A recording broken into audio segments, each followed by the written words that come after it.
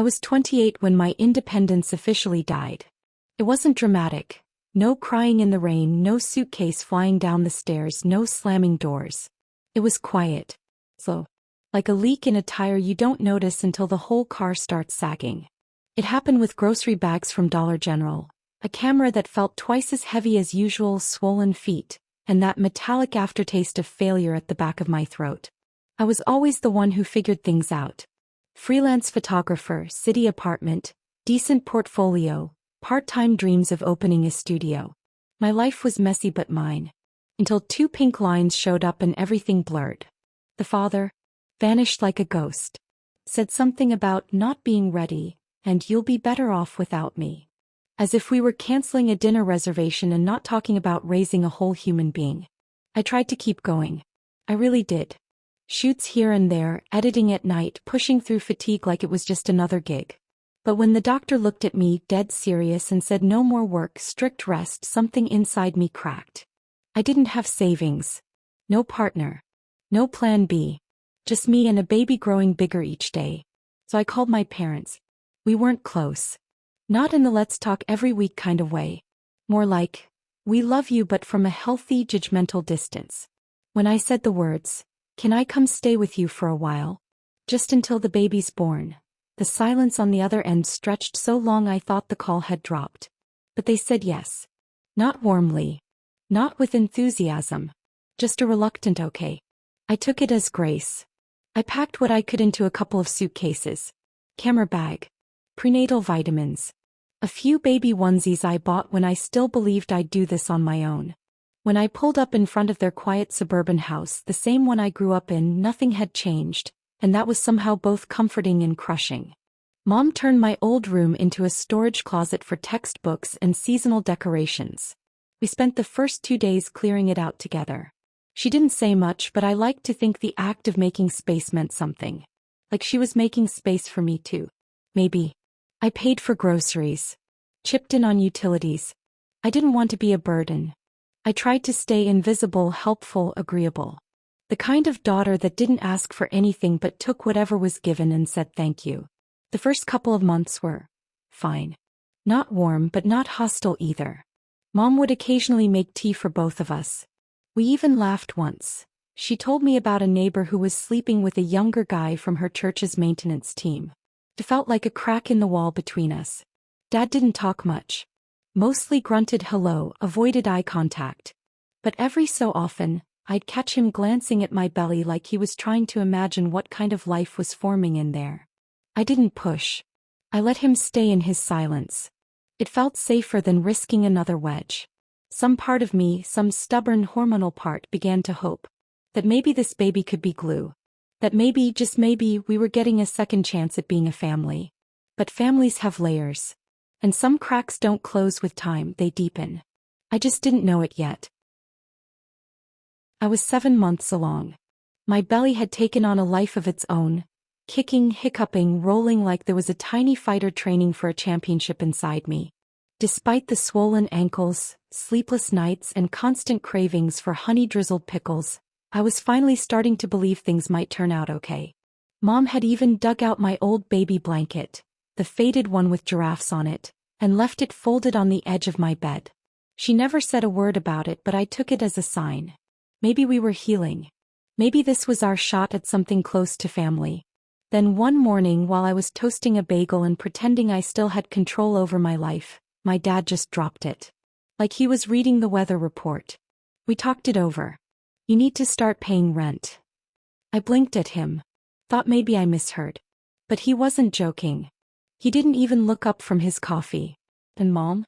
She just stood there silently, arms crossed, like she was backing up a decision she'd already made weeks ago. You never said anything about rent, I managed to say. I've been helping with groceries, the electric bill. That doesn't cover your living here, she said flatly. No warmth. Just facts. I offered to sign a promissory note. Told them I'd pay everything back once I was back on my feet after the baby came. I'd already stopped working because of complications, but I still had my camera gear, contacts, plans. I wasn't freeloading. I was surviving. But my dad shook his head. We're not running a charity, he said. And just like that I was out. Not in a month. Not even in a week. That same day I was packing up my things, what little I had left, and dragging them down the driveway with a belly so big I could barely see my feet. I stood there trying to breathe, trying not to scream, while my body ached under the weight of pregnancy and betrayal. My parents stood inside. Watching. Not helping. They didn't even say goodbye. I didn't cry. Not yet. I was too shocked. I called Marta. We hadn't talked much since college, but she answered on the second ring. "You can crash here," she said before I even finished explaining. "It's tight, but I'll make room."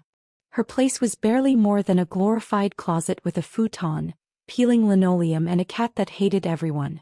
But it had something my parents' house never did. Kindness. No judgment. No conditions. That night, I lay curled up on her floor with a pillow that smelled like old laundry detergent and hope. My son kicked like he knew something had changed. Maybe it had. Maybe this was the bottom. But at least now I knew what family really meant. And it sure as hell wasn't blood. He came screaming into the world on a gray Tuesday morning. 7 pounds, 10 ounces of raw, furious life. My son. My whole damn reason to keep going. Marta held my hand the whole time. She brought me iced chips, cussed out a nurse who was too rough with my 4, and cried harder than I did when they laid him on my chest. My mom never showed. My dad never called. But Marta, he was there. Through every contraction, every stitch, every second I thought I might break. We went back to her 1-bedroom apartment 3 days later. The baby slept in a laundry basket padded with folded towels. I slept next to him on a pull-out mattress with a spring that stabbed me in the ribs like a cruel reminder that nothing about this was going to be easy. Marta gave us space. She gave up her only dresser so I could store baby onesies and breast pads. She gave more than anyone ever had, and she never once asked when we'd be leaving. And yet I knew I couldn't stay there forever. Not with a newborn. Not with no room to cry without waking someone up. A week after the baby came, a letter from his father arrived, through his lawyer of course. He'd agreed to pay the court-ordered minimum in child support. Barely enough for diapers and formula. Not enough to say he cared, just enough to keep his name out of the dirt. But I didn't need him. Not anymore. 3 weeks postpartum I was planning my return.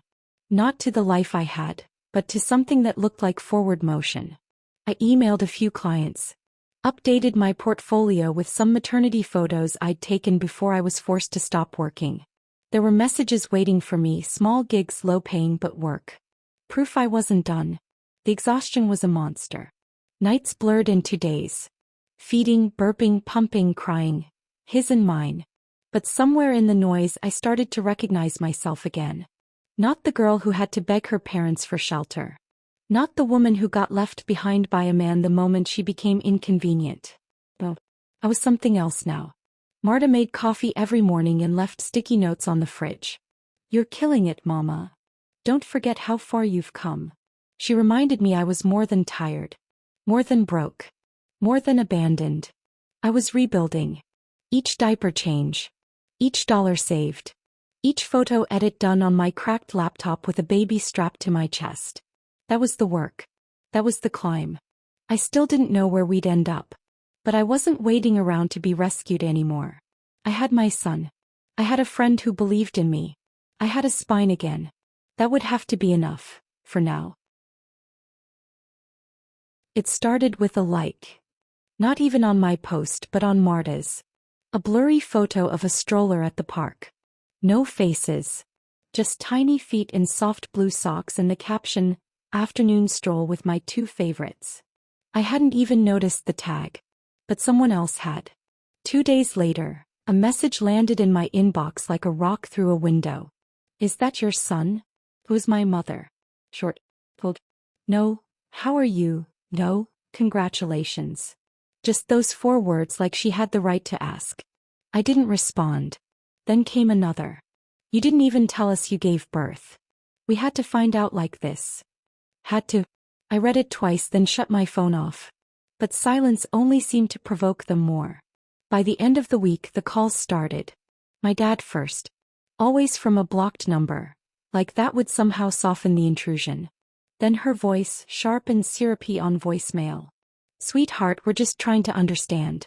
We didn't mean to hurt you. But keeping our grandson from us? That's not fair. Fair. I remembered her face when she said, either pay rent or get out, while I stood swollen, breathless, holding my belly with one hand and a half-packed suitcase with the other. I remembered my father avoiding eye contact while she pushed me toward the door. How he quietly picked up my coat, handed it to me like a clerk returning lost property, then turned back to his paper. I remembered crying on the sidewalk 8 months pregnant, wondering how the hell I'd become disposable. And now they wanted back in? After 2 weeks of missed calls and relentless messages, I picked up. I didn't say hello. I don't know what game you think you're playing, my mother started, her voice tight like she was the one who'd been wronged. No game, I said calmly. Just boundaries. She scoffed. You can't punish us forever. We're his grandparents. You're strangers, I said. Strangers who threw out their pregnant daughter and never looked back. We thought. No, I cut her off. You thought I was inconvenient. You thought I'd stay quiet and grateful. And when I didn't, you chose pride over blood. There was a pause. A breath. Then my father's voice came through, low and defensive. We were scared. You weren't working. We couldn't support 3 people. You didn't have to support us. You just had to not abandon me. Silence. I could hear them breathing on the other end. The weight of everything they never said and never did. I'm raising him alone, I said. And I'm doing it just fine. You weren't there when I needed you most. You don't get to show up now and act like family. But we're trying. Too late, I said, voice steady even as my hands shook. You made your choice. You don't get a redo just because there's a baby in the picture. Then I said it, the line I'd repeated in my head for weeks but never thought I'd get the chance to say out loud. If you weren't there when I needed you most, then you won't be here now that I'm finally okay. I didn't plan it. Not really. It was one of those nights, you know the kind. Baby finally asleep. Dishes stacked like a modern art exhibit.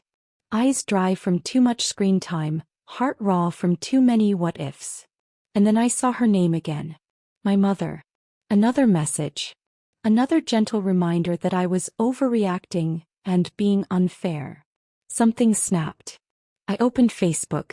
The post almost wrote itself. My fingers moved like they had been waiting for this moment.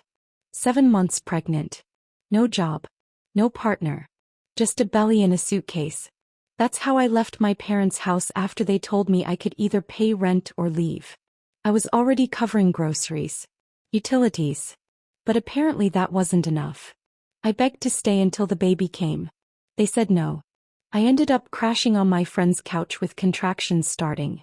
To anyone who's ever romanticized family always being there, think again. I paused. Took a breath. Then did the thing I knew would set it all on fire. I tagged them. Both of them. My mother who teaches middle school. My father who works at a law firm. And then without flinching I tagged some of their colleagues. People I knew. People who knew them. And I hit post.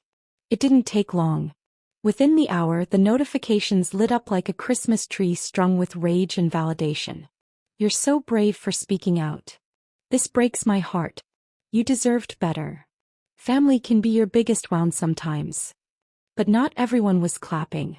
By morning my aunt had texted, "What the hell is this?" followed by a 10-paragraph voicemail about how I'd humiliated the family and airing dirty laundry for strangers to see. My cousin messaged me, bold move, tagging her school friends. Savage.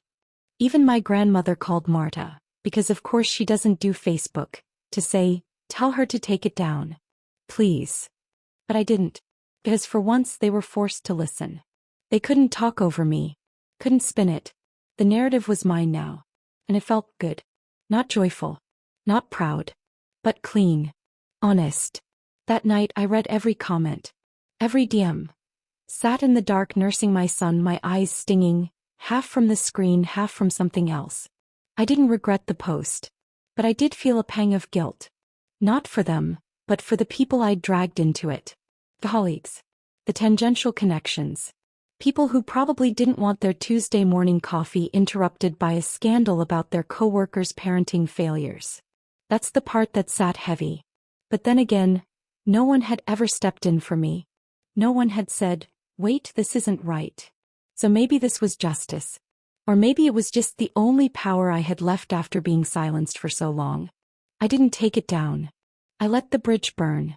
And for once I didn't run to put out the fire. The silence came like an echo in the empty room. For the first time in weeks there were no texts. No voicemails. No messages begging for me to take it down. The world seemed to have quieted its breath, waiting for some response, some gesture of reconciliation. But nothing came. I waited for a day, then another. I knew they had seen the post. I knew they'd read the comments. I even knew they were probably plotting how to twist the situation to make me the villain. But still no word. Just nothing. That was when I caved. I wasn't sorry for the post. Not really. But I could admit that I went too far with the tags. That maybe that part wasn't necessary. I pulled up my phone and typed, fingers shaking just enough for it to feel like I was swallowing my pride. "Mom, Dad, I'm sorry. I shouldn't have tagged your friends in that post. I was angry and I let it get out of control. I never meant to drag you into this. But the rest, you should understand." I hit send. It was a coward's apology. It was a desperate attempt to fix something broken, even though I knew I couldn't fix everything. I thought, maybe this time, maybe they'd see that I wasn't trying to hurt them. I just wanted to be heard. They responded quickly, and as I read their reply, it felt like something sharp, cold, and brutal sunk into me. "You've disappointed us. You're not the daughter we raised. You don't deserve a family like ours. You're a disgrace." No heart emojis. No softened words. No apology for what they'd done to me. Just condemnation, cold and final. But what crushed me wasn't just their words. It was the fact that I had hoped, just for a moment, that we could have some kind of resolution. A way to come back from the wreckage. I had thought that maybe, just maybe, they still cared. They didn't. That's when I saw the family chat.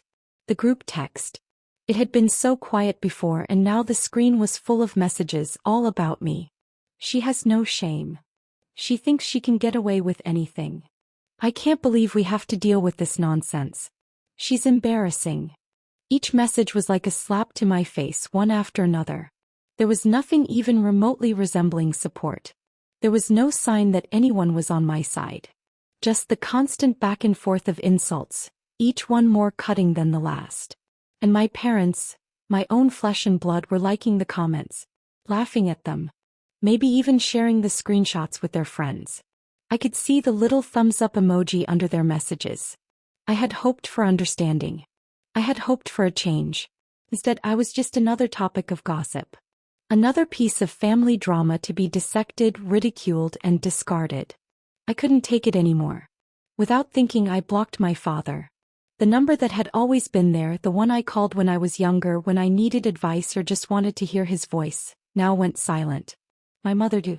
The woman who had once held me when I cried over broken hearts and failed dreams, now a stranger on the other side of a screen. It wasn't just a block. It was a wall. A boundary I had to set. No more "I'm sorry" texts. No more pretending. No more hoping that maybe this time things would be different. It felt final. It felt like a death, a part of me that was buried so deep I wasn't sure I would ever be able to dig it up again. I had been dreaming of this moment for so long that when it finally came, it didn't feel real. The keys to my own apartment, the small, humble space I had worked so hard for, felt like a weight, not because of their physical mass but because of what they represented. Freedom. Independence. A new chapter that wasn't dictated by anyone else but me. The apartment was modest, tucked away in a quiet part of the city, but it was mine. The walls weren't much and the floors creaked, but there was something about it. Something comforting in the idea that I could come and go as I pleased, with no one watching over my shoulder, no one passing judgment, no one telling me what I could or couldn't do. It wasn't much, but it was everything. My son, still a tiny bundle of life, had become my constant companion. Every day felt like an adventure as I balanced the weight of motherhood with the push to return to work. Freelance photography had never been easy, but now it felt like I was truly building something for us. A life we could call our own. I had my moments of exhaustion. The late nights spent editing photos while he slept beside me. The mornings when I felt like I was barely keeping it together.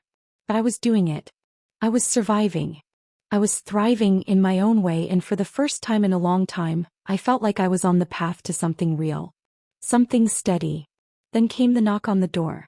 I didn't expect them. I hadn't invited them. I hadn't asked for their visit. But there they were, my parents standing on the other side of the door, looking out of place as if they had some right to be there. I didn't answer. My heart was racing as I watched through the peephole. They left. But not without leaving a trail of insults in their wake. The messages came flooding in. I stared at my phone, reading their words, cruel, dismissive, and full of blame. You think you're better than us now? You've ruined this family. We'll never forgive you. You'll regret this. You'll always need us. I didn't reply. Not a single word. I had nothing left to say to them. I didn't need their forgiveness. I didn't need their approval. In that moment, I did what I had been dreading. I blocked them. I blocked their numbers, their emails, their social media accounts. I erased them from my life completely. I even changed my phone number. The old one was nothing but a tether to a past I no longer recognized. I called my friend, my rock, and asked her not to open the door to them if they came back. They had no right to be there. Not now. Not ever again. As I sat on the couch holding my son in my arms, I felt a quiet peace settle over me. This was my family now. Me and him. Just us. The bond we shared was the only one that mattered. There were no expectations, no toxic judgments, no strings attached. For the first time in years, I felt safe. I wasn't just surviving, I was living. My son looked up at me with his bright eyes, and I saw the world in them. Hope, possibility, and a future that belonged entirely to us. He was my family. I was his. And nothing would ever change that. This was home. A place without fear. A place without the weight of their disappointment. It wasn't perfect, but it was ours. And that, in the end, was all that mattered. We were free.